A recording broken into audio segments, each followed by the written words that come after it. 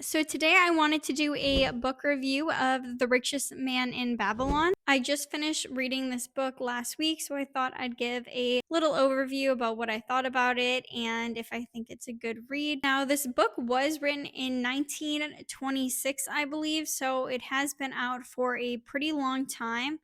I did like how this book was kind of written in stories. Like the stories were all set in ancient Babylon. So it was nice to learn from the characters and through the stories that were told. A lot of personal finance books I find are just kind of like talking at you.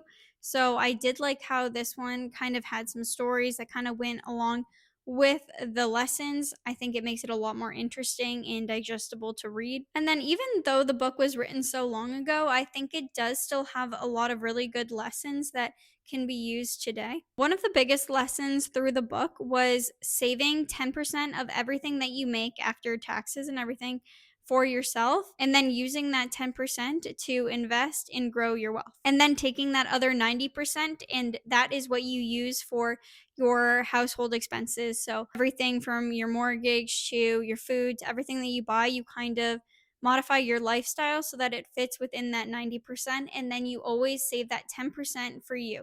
So this is kind of like that pay yourself first concept. So no matter what, you take that 10% for you and then you adjust your lifestyle to the other 90%. I really do like this concept because it kind of breaks down the amount that you need to save to a very small amount, like 10%. That's it. I do really like this concept because by saving 10% every month or however much you get paid, you are going to start building a little bit of wealth. Every single iteration that you get paid, a little bit is put towards a fund for yourself. And then that money then can be invested and grown into more money. So this is like the first foundation to building wealth. So anyone who has a job or anyone who is employed making income can do this and can build their wealth. And the book kind of showed that no matter what background that you have, that you can do this. So whether you're, I don't know, they had weird jobs like stonemaker or like stone carver, but for like modern day terms, like no matter say you're a construction worker or a teacher or a doctor, you can put aside 10% of what you make towards yourself and your own investments. So yeah, a lot of interesting concepts there. But essentially, what happens is that 10% that you keep putting away eventually grows and grows and grows.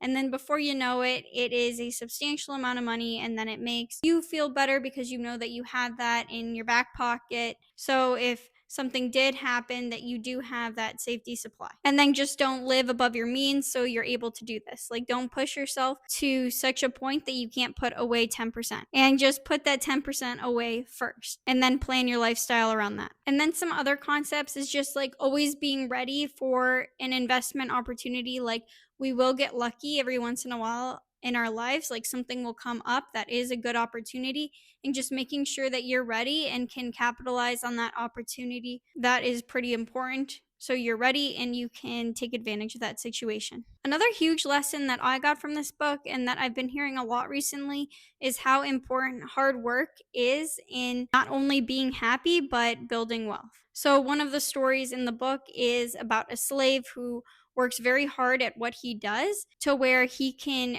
take advantage of that one day and it helps him get on top. So, just that concept of hard work. When you're working hard, the opportunities will find you. So, those are some of my major takeaways. I'm sure there were a lot more lessons in the book, but that's, I guess, my main ones that I took away. And then another thing that I like to keep in mind is that when I'm reading a book, I kind of take what I can get from it that first time that I read it. And then whatever I get from it is what I get from it. It's very unlikely that I will reread a book, so just I keep this in mind and I take what I can when I read it the first time and then I move on. So, just to keep that in mind. Now, some things that I didn't like about the book is it is written in like an old language, like it'll say thy blah blah blah. Like, so it's kind of like an old English kind of language, which made it kind of hard to understand at some points. But you are able to read it and get through that. So I wouldn't let that stop you from reading it. It's just something to keep in mind and be aware of.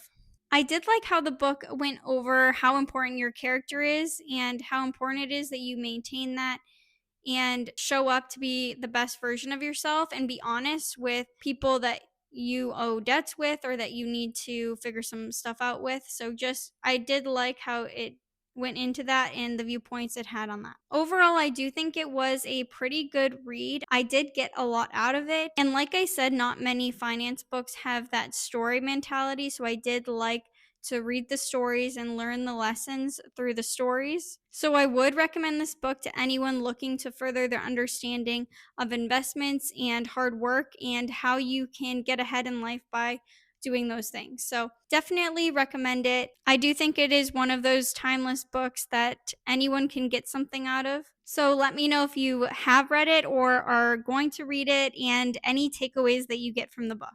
Thanks for watching. See you next time.